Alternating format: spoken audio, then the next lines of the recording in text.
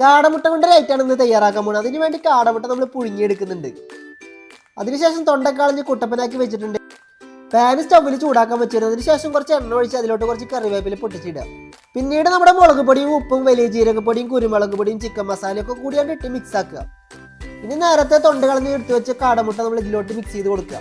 Last ഓരോ കാടമുട്ടയുടെ മുകളിൽ ഈർക്കിളി അല്ലെങ്കിൽ വേറെ എന്തെങ്കിലും ഒരു കോലി കുത്തി കൊടുക്കുക.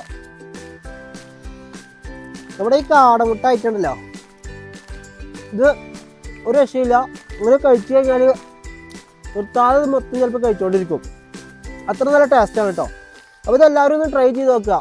ഇനി കുറേ ആൾക്കാർ വരും മുട്ട ഇഷ്ടമില്ല, ഞങ്ങൾ എന്താ ചെയ്യാന്ന്. അപ്പോൾ അവർ കഴിക്കണ്ട, മുട്ട ഇഷ്ടമുള്ളവർ മാത്രം കഴിച്ചാൽ മതി. അത് പറയാതിരിക്കാൻ വയ്യ കേട്ടോ. ഒരു എന്താ പറയുക, ഭയങ്കര ടേസ്റ്റാണ്. എന്തായാലും നിങ്ങളിത് ട്രൈ ചെയ്ത് നോക്കിയിട്ട് അറിയിക്കുക.